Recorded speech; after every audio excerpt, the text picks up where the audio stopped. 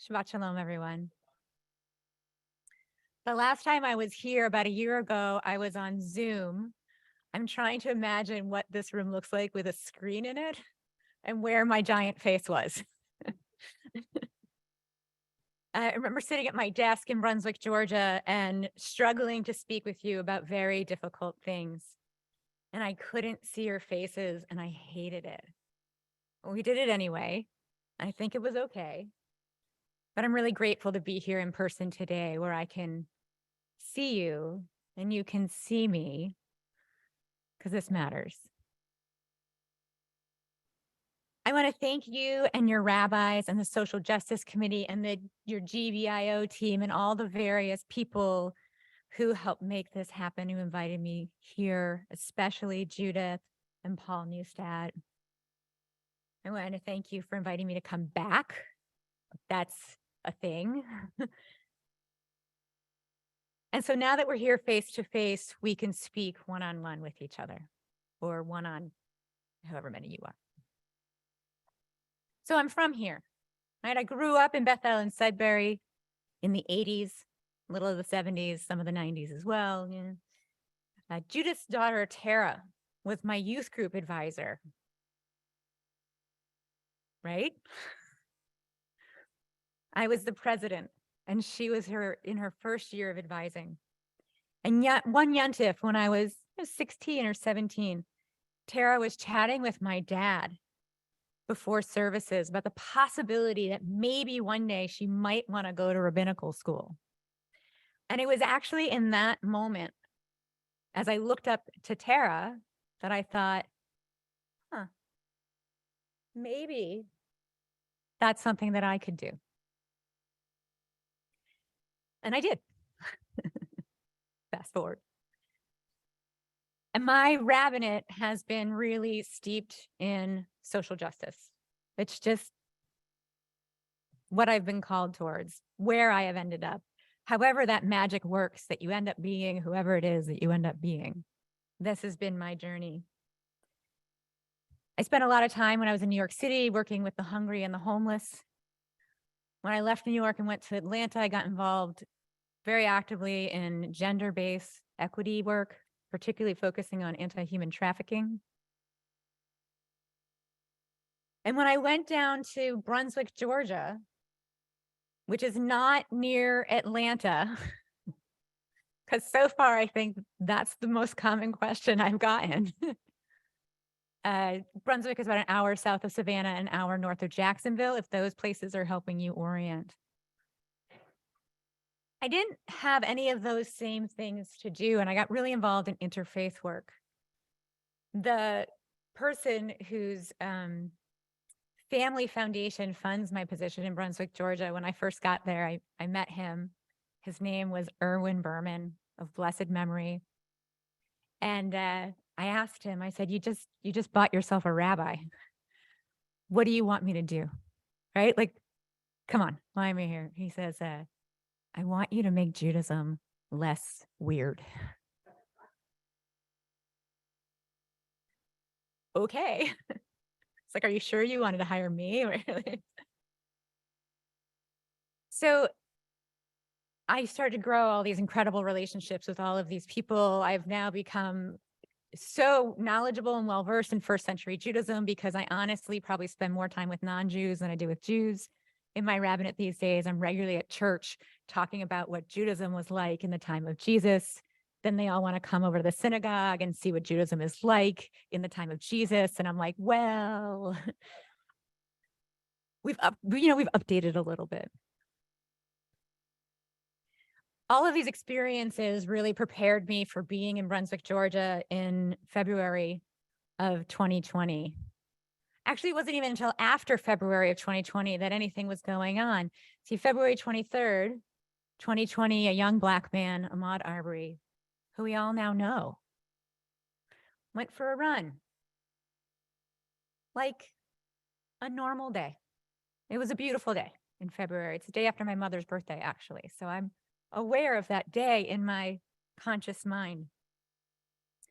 And he was, as you know, cornered, and he was penned in, and he was hunted. and he was murdered for being Black. We call that a lynching in the South, and when you do, people get very uncomfortable. I don't know what it's like to say it here in the North. Probably a little uncomfortable too. The following 2 years since that time has been filled with so much around bringing our community together and responding. I mean, all of it, like Brunswick, Georgia is nowhere, right? I mean, I live in the middle of next to the middle of nowhere. And now all of a sudden this place is on the map and we're getting national attention, and NPR Sweden showed up. I mean, weird stuff that was going on. And so what do you do, right? How do you respond? What do you do? And that was the question that we were faced with. So there were several of us who gathered together, and we were expected to know what to do.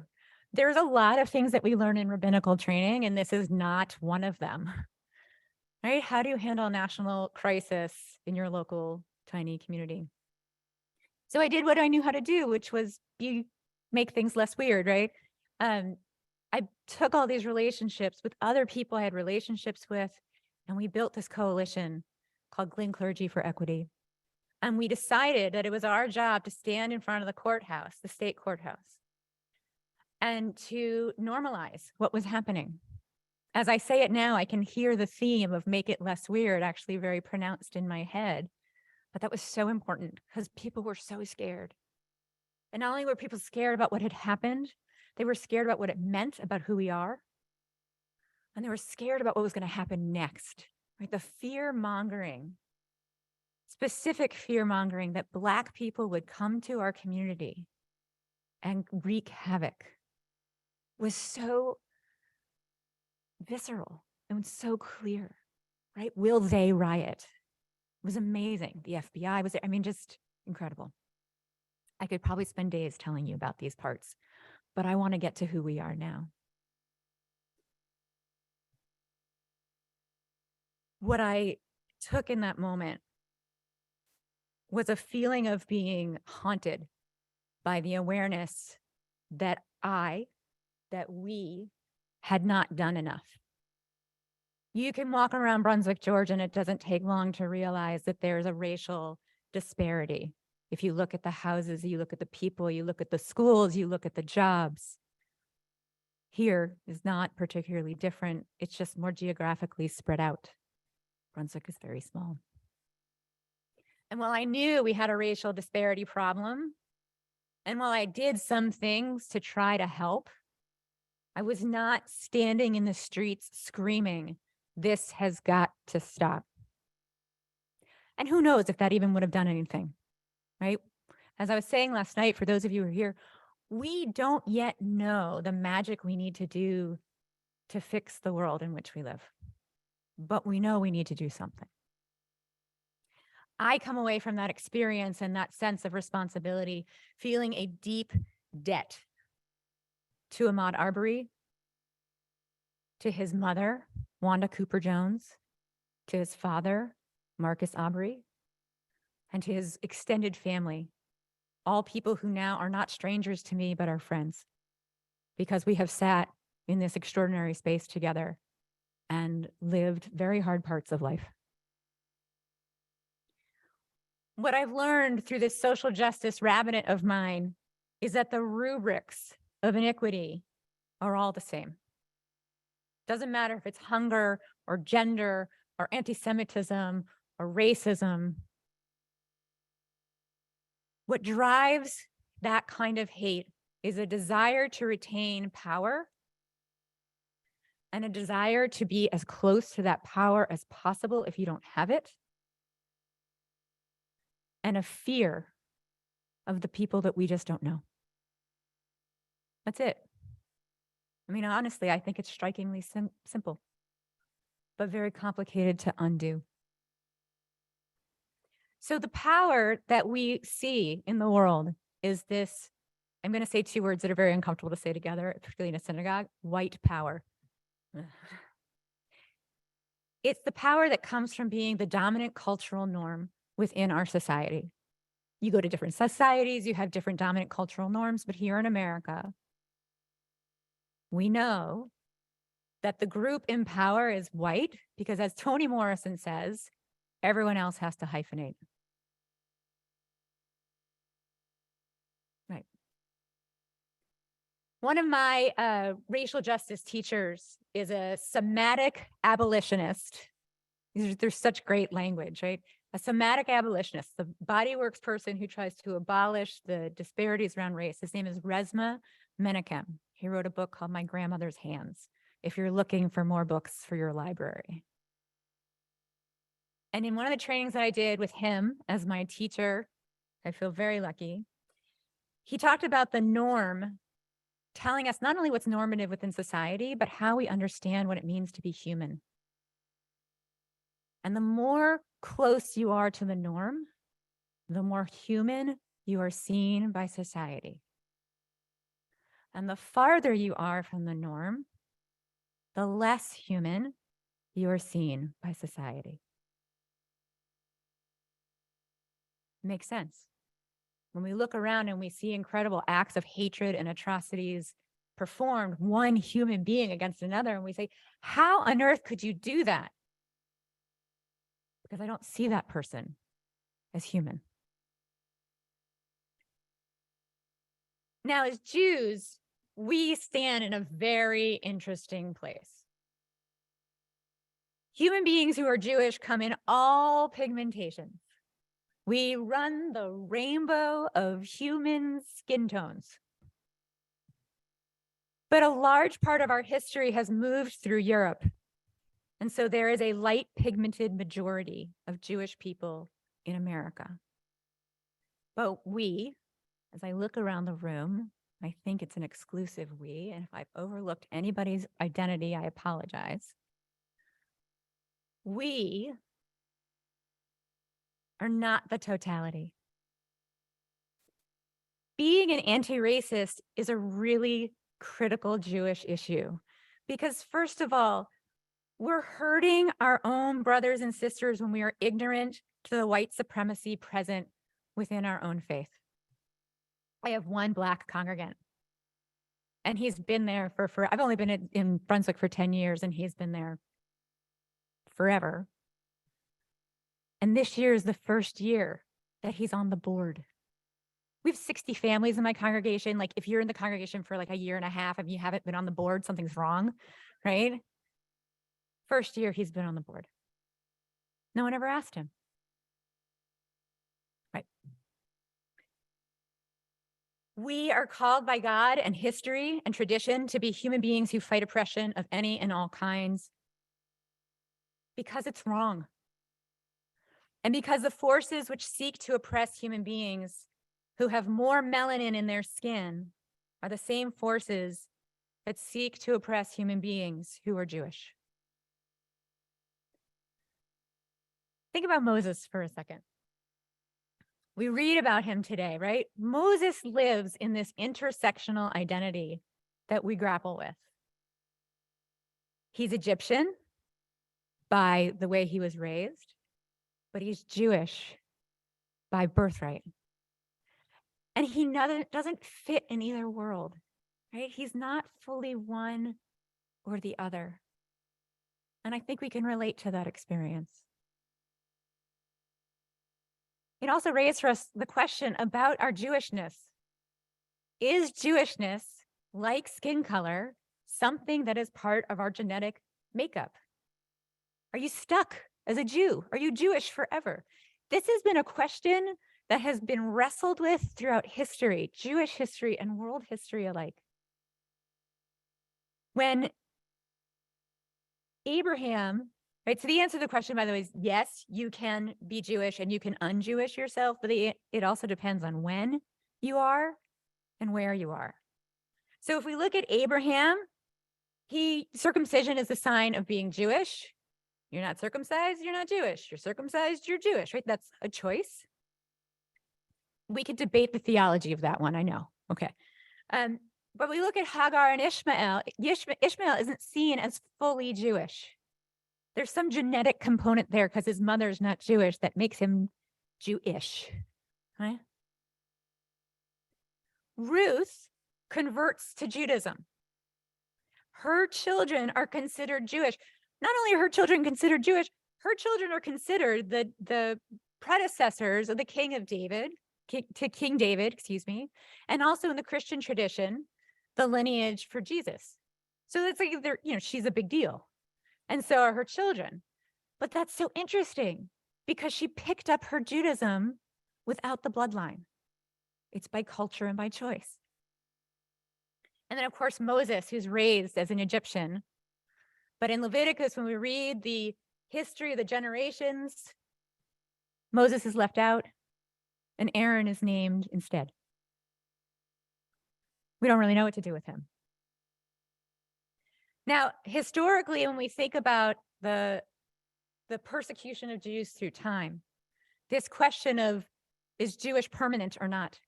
Right? Is it in your DNA or not? Is really salient. Up until the 1300s, looking at the totality of world history, which I'm not going to do. He said I had 20 minutes, so that's like not enough time. Up until the 1300s, roughly, you can see that when Jews are persecuted, there's an option to convert, which means you could put your Jewish down, right? It's not in your blood. It's just the clothes you wear, pick it up, put it down. But we see a shift there around that period of time. And what happens is we read that your choices are, it's either expulsion or death. We can't take the Jewish out of you, but we can take you out of our community, out of the world. Of course, the Holocaust. You can't un-Jewish a body. And not only you can't un-Jewish a body, but if your parents were Jewish or if your grandparents are Jewish, it's too Jewish.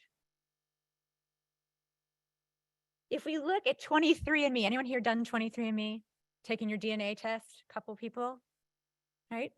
It'll tell you how much of your DNA is Ashkenazi Jewish. So at some point in time, it is a fascinating mixture for Jews about our identities, about whether or not it's in our bodies or if it's just in our culture. Now, culturally, we're different from white. White culture has all these hallmarks, and we'll maybe talk about some of them after the oneg. Jewish culture differs from white culture in a few ways. We believe in rugged collectivism, right? White culture is focused on the individual. We're all in it together, right? Kehila Kedosha, where's all the community.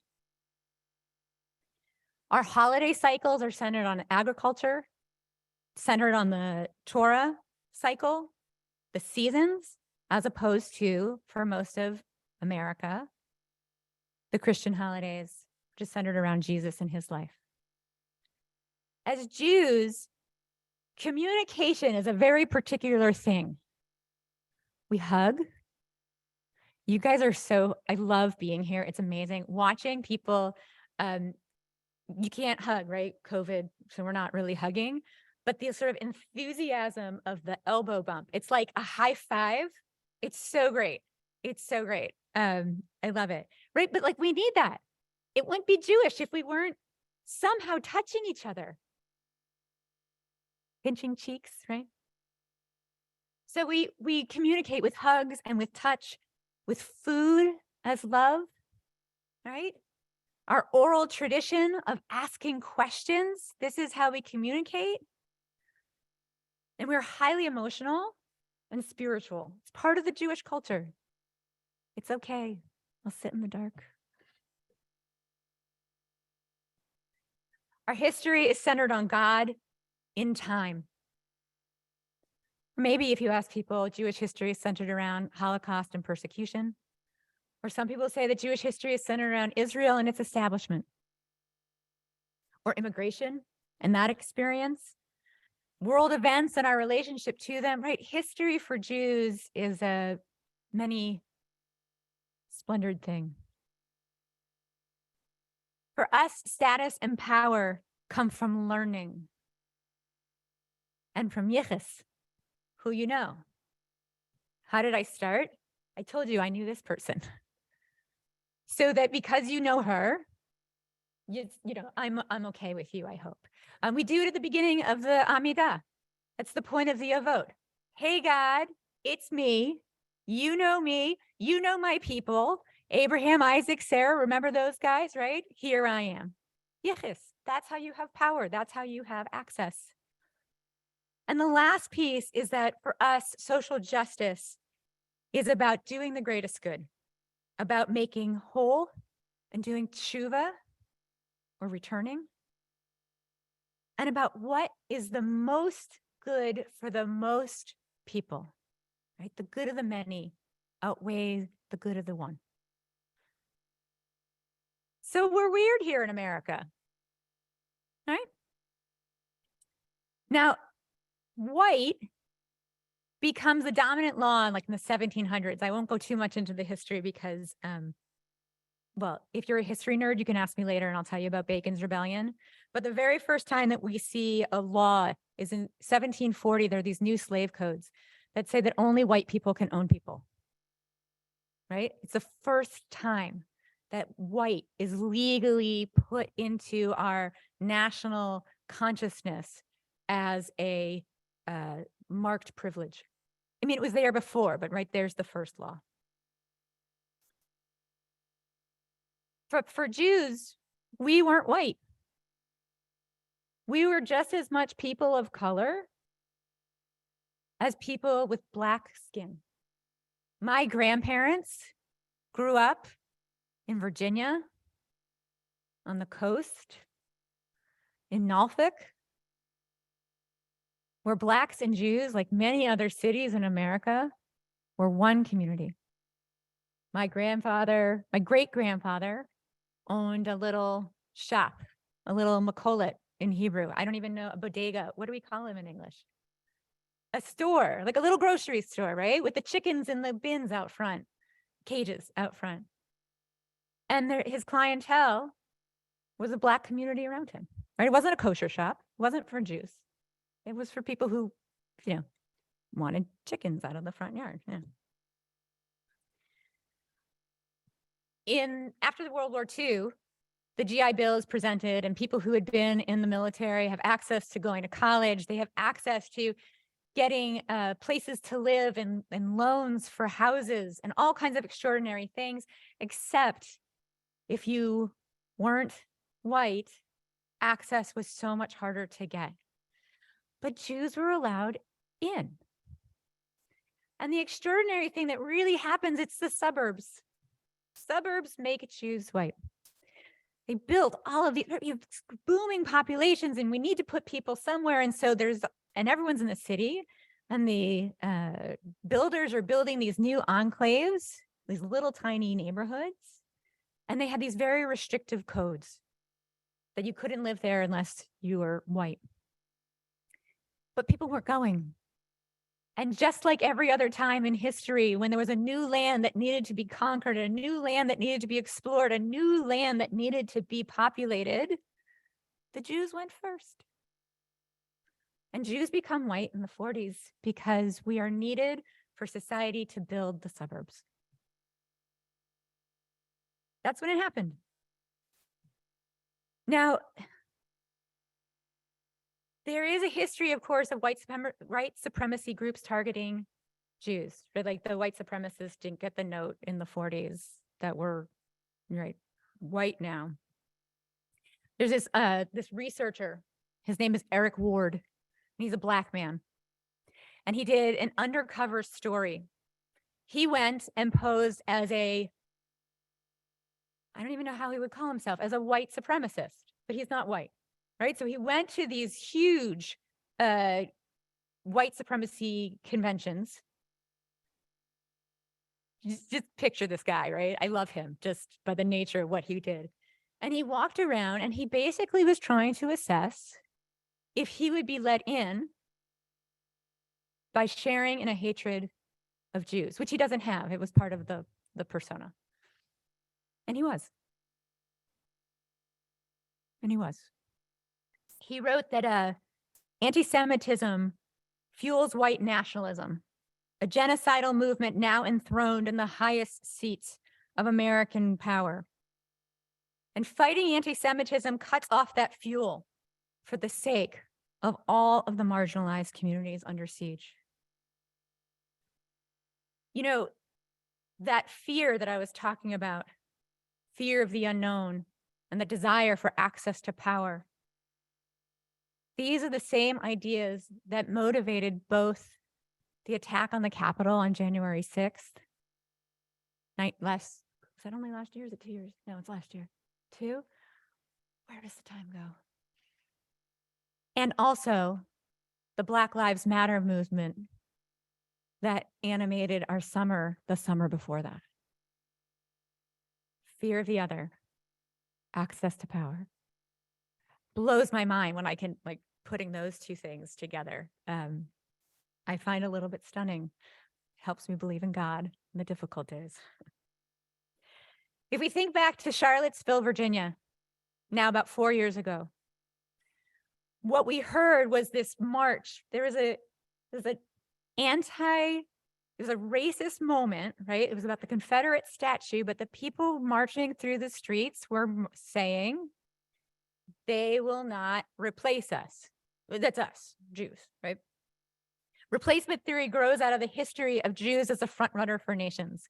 We always went first. We always settled new communities, and then whoever kicked us out of their land and sent us ahead would then send their people along, and then we have to go again, right? This is how it goes, right? So the replacement theory is grounded in history.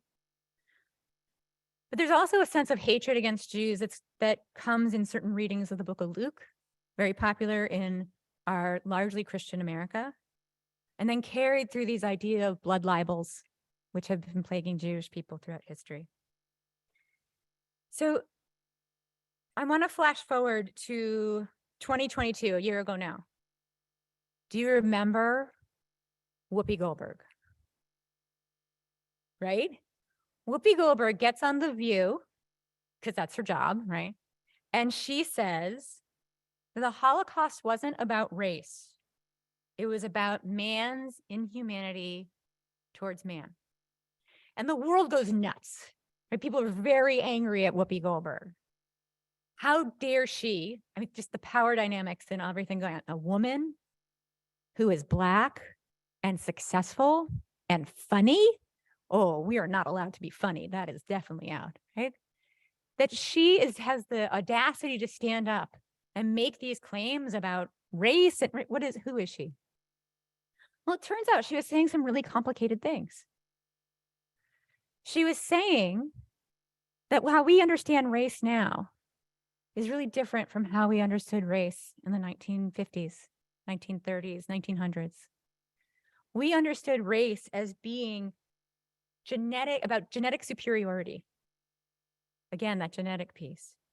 But today in the world, we understand race as being about who has lighter and darker skin, pigmentocracy, and colorism. It's a lot.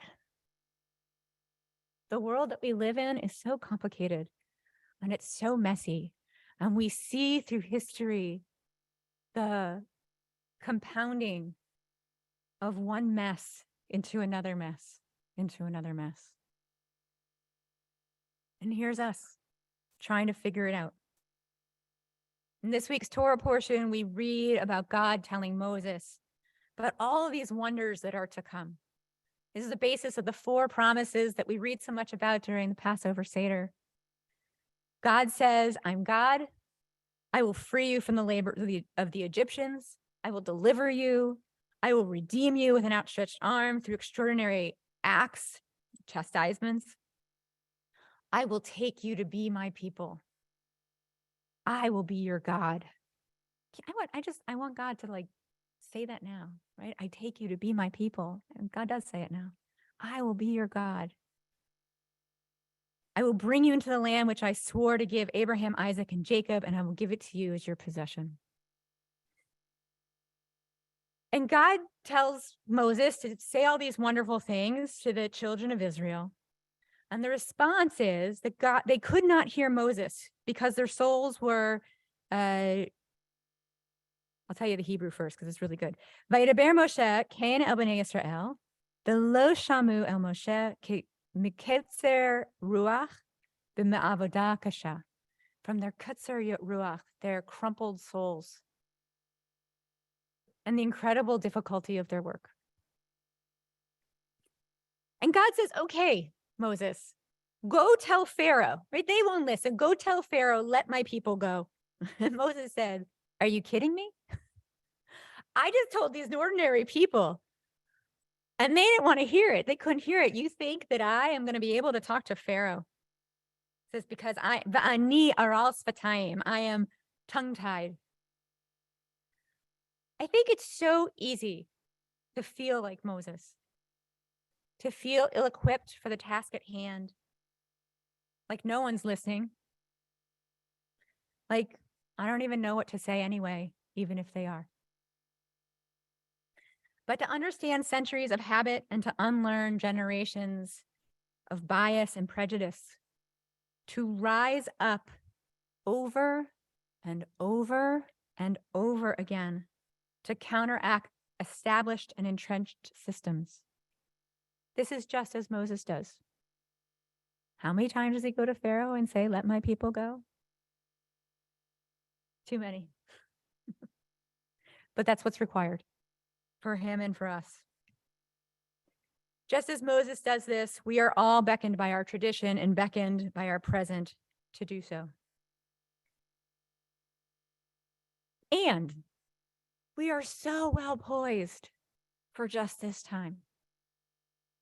As Jewish people, we understand a history of persecution and hatred.